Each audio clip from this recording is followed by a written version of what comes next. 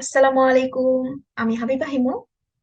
Adobe Illustrator নিয়ে ধারাবাহিকভাবে এগিয়ে যাওয়ার জন্য আজকের ইন্ট্রোডাকশন সেশনে সবাইকে জানাচ্ছি শুভেচ্ছা ও আমন্ত্রণ। তো শুরুতেই আমরা অ্যাডোবি ইলাস্ট্রেটর সফটওয়্যারটি ওপেন করে নিব। আমি ইলাস্ট্রেটর ফাইলটি ওপেন করে নিচ্ছি। আমি এটি 2019 ভার্সনটি ইউজ করছি। এই পিকচারটা দেখতে একদম আমার মতো লাগে, এই জন্য আমি এটা অনেক পছন্দ করি এবং এটা আমি 19টাই ব্যবহার। অ্যাডোবি ইলাস্ট্রেটর ওপেন করার সাথে সাথেই চেহারাটা কিন্তু এমন হবে। আমরা এখন যেমন দেখতে পাচ্ছি ঠিক এমন টাইপের।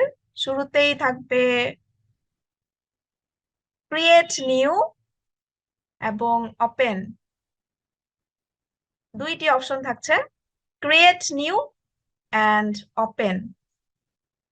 আমরা প্রথমে নতুন একটা ফাইল ক্রিয়েট করব, সেই ক্ষেত্রে আমরা নিউ ক্রিয়েট নিউ এ ক্লিক করব। আর যখন আমাদের কোনো ফাইল এখানে থেকে যাবে, এক্সিস্টিং করবে এখানে, সেই ফাইলটি যদি আমরা ওপেন করতে চাই সেক্ষেত্রে আমরা এই ওপেনটা ক্লিক করব। সো আপাতত আমাদের কাছে এখন কোনো ফাইল নেই, আমরা শুরু থেকে স্টার্ট করছি। তাই আমরা চলে যাব ক্রিয়েট নিউ এ। ক্রিয়েট নিউ এ ক্লিক করে দিলাম। আজকে যেহেতু ইন্ট্রোডাকশন ক্লাস, তো আমরা জানবো শুধুমাত্র ফিচারটা কি, ফিচারটা কেমন, দেখতে কেমন ইলাস্ট্রেটরটা। এখানে আমরা দেখতে পাচ্ছি আরেকটা পপ আপ বক্স চলে আসছে এমন টাইপের। এখানে লেখা আছে recent, save, mobile, web, print, film and video, এবং আরেকটা আছে last finally art and illustration. আমরা যখন কোনো কিছু টপিকস নিয়ে কাজ করব, প্রতিনিয়ত যখন কাজ করব, তখন কিন্তু আমাদের এই জায়গায় থেকে যাবে রিসেন্টের নিচে। আবার আমরা কোনো ফাইল যদি সেভ করে রাখি, তাহলে সেভ এর মধ্যে যখন ক্লিক করব তখন নিচে আমাদের সকল ফাইলগুলো থাকবে যেগুলো আমরা সেভ করে রাখবো। এখন কিন্তু আপাতত কিছু নাই, সেভেও কিছু নেই এবং রিসেন্টেও কিন্তু কিছু নেই, কেননা আমরা পুরো নতুন একটা ফিচার অন করে নিয়েছি অ্যাডোবি ইলাস্ট্রেটরের। ওকে, সো রিসেন্টেও কিছু নেই, সেভেও কিছু নেই। মোবাইলে যদি যাই তাহলে এখানে দেখতে পাবো অনেকগুলো অপশন দেখা যাচ্ছে। এখানে স্ক্রল বারটা কিন্তু আমরা ডাউনে নিলে আরো কয়েকটা অপশন দেখা যাচ্ছে। এগুলো কেন? এই টপিকস গুলো হলো, আমরা তো এখানে অনেক কিছু ডিজাইন করব, তাই না? তো ডিজাইনের জন্য আমাদের প্রথমত যেটা দরকার সেটা হলো পেজের সাইজ।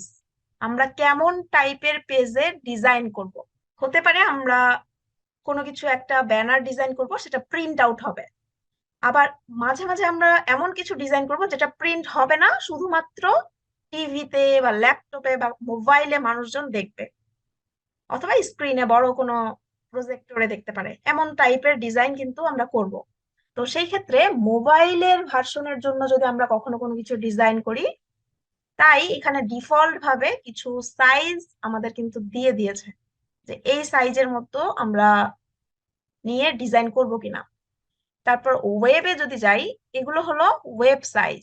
আমরা যদি ওয়েবসাইটের জন্য কোনো কিছু ডিজাইন করি, সেই ক্ষেত্রে আমরা শর্টকাটে এই সাইজগুলো নিয়েই কাজ করতে পারবো। যেমন এখানে যদি ওয়েব দেই তাহলে আমরা দেখতে পাবো ডান পাশের এখানে লেখা আছে preset details, preset details untitled লেখা আছে। তো আনটাইটেল মানে হলো গিয়ে আমরা এখানে আমাদের ফাইলের নামটা দিব, এই জায়গাটায় আমাদের ফাইলের নামটা দিব যে আমরা কি কাজ করছি সেটার জন্য।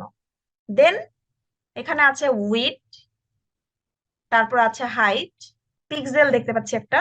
তো পিক্সেলের পাশে একটা ড্রপ ডাউন মেনু দেখতে পাচ্ছি আমরা, এটা আবার কি? এটাতে একটু ক্লিক করি যদি, এখানে কিন্তু অনেকগুলো জিনিস দেখা যাচ্ছে, নাম যারা আমরা জানি না, একদম শুরু থেকে জানছি সবকিছু। তো pixel, point, picas, inch, millimetres, centimetres, এমন টাইপের কিছু নাম, তাই না? এগুলো হলো মেজারমেন্ট। ওকে, আমরা কোন সাইজে ডিজাইনটা করব সেটাই মেজারমেন্ট করার এখানে নাম দেওয়া আছে। অনেকগুলো সিস্টেমে আমরা এই পরিমাপটা করতে পারি। অ্যাজ লাইক যদি বলি যে আমরা পিক্সেল নিয়ে অনেক সময় কাজ করতে পারি, বা ইঞ্চ নিয়ে কাজ করতে পারি, অথবা সেন্টিমিটার নিয়ে কাজ করতে পারি।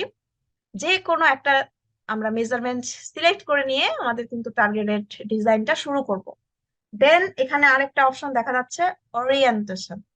ওরিয়েন্টেশন হলো গিয়ে একটা পেজ নিয়ে আমরা যখন কাজ করব সেটা কেমন টাইপের দেখতে হবে। লম্বাটে সাইজের হবে নাকি প্রস্থ বরাবর হরিজন্টাল টাইপের হবে? এখানে দেখতে পাচ্ছি একটা হরিজন্টাল আছে আর একটা ভার্টিক্যাল আছে, দুইটা সাইজ আছে। তো আমরা যেই সাইজে ডিজাইন করব সেই সাইজটা কিন্তু সিলেক্ট করে প্রথমেই নিতে হবে। আর্ট বোর্ড আমরা আসলে কতগুলো পেজে ডিজাইন করব? উদাহরণ দিয়ে যদি আমি বলি, আমরা যদি ভিজিটিং কার্ড ডিজাইন করি, আমাদের কিন্তু একটা কার্ডের মধ্যে সামনের দিকে কিছু লেখা থাকে, পিছনের দিকে কিন্তু আরো কিছু লেখা থাকে, তাই না? সেই ক্ষেত্রে আমরা আর্টবোর্ড দুইটা নিয়ে নিতে পারি। আবার এমন করে আমাদের যতগুলো লাগবে ততগুলো আমরা আর্টবোর্ড এখান থেকে সিলেক্ট করে নিতে পারবো। তো এটা ক্লিয়ার হলো। দেন ব্লিডে চলে আসি।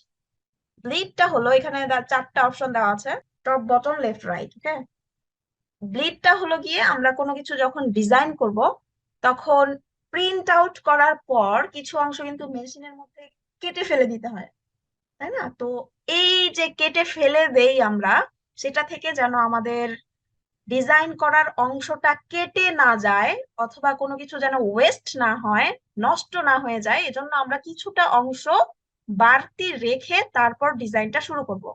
এটাকেই ব্লিড বলা হয়। যেমন আমরা ভিজিটিং কার্ড যদি ডিজাইন করি, সেক্ষেত্রে হালকা কিছু পরিমাণ আমরা সাইটে জায়গা রেখে দিতে পারি। তাহলে হবে কি, এতটুকু জায়গা যদি কেটেও চলে যায় তাও আমাদের ডিজাইনের উপরে কোনো ইফেক্ট পড়বে না। ওকে, ক্লিয়ার? দেন এটাতে দেখা যাচ্ছে আমি একটা শুধু ক্লিক করলাম, সবগুলোই একত্রে চেঞ্জ হয়ে যাচ্ছে, তাই না? তো একত্রে আমরা যদি না চাই যে আলাদা আলাদা করে চেঞ্জ করব, সেক্ষেত্রে এই যে এখানে একটা চেন দেখা যাচ্ছে, এই চেনটাতে ক্লিক করে দিলেই এখন কিন্তু আমরা আলাদা আলাদা করে সিলেক্ট করতে পারবো। ওকে, আবার যদি চাই না সবাই একত্রেই থাকুক, সেক্ষেত্রে চেনটাতে ক্লিক করে আবার বন্ডিং করে দিলাম। তো এতটুকু অংশ আশা করি ক্লিয়ার হয়ে গিয়েছে আমাদের প্রিসেট ডিটেলস। দেন চলে গেলাম প্রিন্টে। লেটার আছে, A4 সাইজের পেজ দেখা যাচ্ছে, লিগাল। দেন আরো কিছু পেজের সাইজ কিন্তু আমরা দেখতে পাচ্ছি। এই সাইজের পেজগুলো এখানে ডিফল্ট দেওয়া আছে, আমরা এখান থেকে সিলেক্ট করেও নর্মালি নিতে পারি। যেমন A4 সাইজের পেজে যদি আমরা ডিজাইন করি, তাহলে জাস্ট একবার ক্লিক করে দিলেই এখানে কিন্তু পুরো A4 সাইজের পেজের জন্য যতটুকু হাইট উইড আছে সেটা এখানে ডিফল্ট দেওয়াই আছে, সেটা এখানে সিলেক্ট হয়ে যাবে। তো আমাদের কষ্ট করে আর এখানে লিখতে হবে না। কিন্তু আমরা যদি কাস্টমাইজ কোনো একটা সাইজ লিখতে চাই, সেটাও কিন্তু আমরা লিখতে পারবো। ফিল্ম এন্ড ভিডিওর জন্য যদি আমরা কোনো কিছু ডিজাইন করি, সেক্ষেত্রে আমরা এখান থেকে প্রিসেট কিছু আমাদের জন্য সাইজ দেওয়া আছে, আমরা এগুলো সিলেক্ট করে নিতে পারি। জাস্ট যে কোনো একটা সিলেক্ট করলে এখানে কিন্তু চেঞ্জ হয়ে যাবে উইডথ আর হাইট। আর্ট অ্যান্ড ইলাস্ট্রেশনের ক্ষেত্রেও সেম, পোস্টার আছে এখানে, এখানেও A4 সাইজ আছে, লেটার সাইজ আছে, লিগ্যাল সাইজ আছে। আমাদের যেটা দরকার হবে আমরা কিন্তু সেটা নিতে পারবো। আমি কোনো কিছু ক্রিয়েট করতে চাচ্ছি, আমি যদি একটা ব্যানার তৈরি করতে চাই, তাহলে প্রথমে এখানে লিখলাম ব্যানার, আমার ডিজাইনের ফাইলের নামটা দিলাম ব্যানার। দেন আমি কি সাইজের ব্যানার তৈরি করব? আমি চাচ্ছি আমি আমার ইনস্টাগ্রামের জন্য একটা ব্যানার ডিজাইন করব। ইনস্টাগ্রামের যে সাইজ, সেই সাইজটা এখানে লিখবো 1080। এটা হবে পিক্সেল। প্রথমে কিন্তু অবশ্যই মেজারমেন্টটা ঠিক করে দিতে হবে। পিক্সেল করে দিলাম 1080 বাই 1080। এই সাইজেই কিন্তু ইনস্টাগ্রামে পিকচার আপলোড করা হয়। ওকে, দেন ওরিয়েন্টেশন যে কোনো একটা দিলেও কোনো সমস্যা নেই, কেননা এটা স্কোয়ার টাইপের সাইজ দেখাই যাচ্ছে, উইডথ আর হাইট সেম। সো এটা ওরিয়েন্টেশন যেটাই দেই না কেন কোনো ইফেক্ট পড়বে না। আমরা নিচে দেখতে পাচ্ছি একটা অপশন, অ্যাডভান্সড অপশন। এখানে চলে যাব, ক্লিক করে দিয়ে একটা ড্রপ ডাউন মেনু দেখতে পাচ্ছি এখানে। এই ড্রপ ডাউন মেনু ক্লিক করে দিলাম, কালার মোড দেখা যাচ্ছে একটা, এই যে কালার মোড CMY কে দেওয়া আছে। CMY কে এর মিনিংসটা হচ্ছে cyan, C for cyan, M for magenta, Y for yellow, আর K ফর কি। ওকে, এখানে আমরা দুই ধরনের ডিজাইন কিন্তু করে থাকি ইলাস্ট্রেটরে, অ্যাজ লাইক একটা প্রিন্ট আউট হবে আরেকটা প্রিন্ট আউট হবে না, এমন টাইপের। ঠিক আছে, তো যে সব জিনিস প্রিন্ট আউট হবে আর যেগুলো প্রিন্ট আউট হবে না, মানে আমরা মোবাইলেই শুধু দেখবো, টিভিতেই শুধু দেখবো বা ল্যাপটপেই শুধু দেখবো, এমন টাইপের কাজের জন্যও কিন্তু আমাদের ডিজাইন করতে হয়। সেই সব জায়গার জন্য যেগুলো আমরা ডিজাইন করি সেগুলোর কালার আর যেগুলো প্রিন্ট আউট হবে সেসব জিনিসের কালার কিন্তু আলাদা টাইপের হয়ে যায়। যে সব জিনিস আমরা প্রিন্ট আউট করব তখন আমরা CMY কে এই কালারটা সিলেক্ট করে রাখবো, কেমন? যখন আমরা কোনো ডিজিটাল ডিভাইসের জন্য ডিজাইন করব তখন আমরা চলে যাব এই ড্রপ ডাউন মেনু থেকে RGB, এটা কিন্তু প্রথমে আমাদের সিলেক্ট করে দিতে হবে। প্রথমে যখন আমরা একটা পেজের উইডথ হাইট ঠিক করব তখনই আমাদের চিন্তা করতে হবে যে আমাদের ডিজাইনটা কি প্রিন্ট আউট হবে নাকি শুধুমাত্র ডিজিটাল ডিভাইসেই দেখানো হবে, শো আপ করা হবে। সেটার উপর ডিপেন্ড করে আমরা এখানে কালার মোডটা কিন্তু চেঞ্জ করে দিব, কেমন? যেমন প্রথমে আমি বললাম CMY কে কখন দিব, CMY কে দিব যখন আমাদের ডিজাইনটা প্রিন্ট আউট হবে, প্রিন্ট করা হবে ডিজাইনটা। কিন্তু যদি ডিজাইনটা প্রিন্ট আউট করা না হয় তাহলে আমরা দিব RGB। এটা RGB মানে হলো গিয়ে R ফর রেড, জি হলো গ্রিন, বি হলো ব্লু। সিলেক্ট করে দিয়ে ক্রিয়েট, ক্রিয়েট বাটনে ক্লিক করে দিলেই ওকে আমরা আমরা চলে আসলাম এখানে। দেখা যাচ্ছে আমাদের জন্য একটা আর্টবোর্ড সামনে ওপেন হয়ে গিয়েছে এবং পুরো neat and clean, wow just awesome. কিন্তু আমি তো এমন করে রাখি না আমার ইলাস্ট্রেটর, আমি অনেক অ্যারেঞ্জ করে রাখি। তো আজকে ইন্ট্রোডাকশন ক্লাসে শুধুমাত্র আমরা দেখলাম যে ফাইলটা কিভাবে আমরা শুরু করব, কিভাবে আমরা পেজটা নিব, কত সাইজের কি নিব, কিংবা মোবাইলের জন্য যদি ডিজাইন করি, কিংবা আমরা প্রিন্ট আউটের জন্য যদি ডিজাইন করি, বা ডিজিটাল ডিভাইসের জন্য যদি আমরা ডিজাইন করি তাহলে কি কি টাইপের হাইট উইডথ নিতে পারবো, এবং CMY কে RGB কালারটা কি, এই টপিকস গুলো আজকে আমরা জানলাম। নেক্সট অবশ্যই টপিকসটা খুবই দারুণ হবে। সো এই যে ফিচারটা, চেহারাটা দেখা যাচ্ছে, এমন টাইপের চেহারা কিন্তু আমার এখানে থাকবে না, কেননা আমি এগুলো সব সাজিয়ে গুছিয়ে ফেলবো। নেক্সট ক্লাসে আমরা দেখব কিভাবে এই যে জায়গাগুলো, আমার এই সব জায়গাগুলো সব কিছু আমি সাজিয়ে গুছিয়ে সুন্দর করে অ্যারেঞ্জ করব।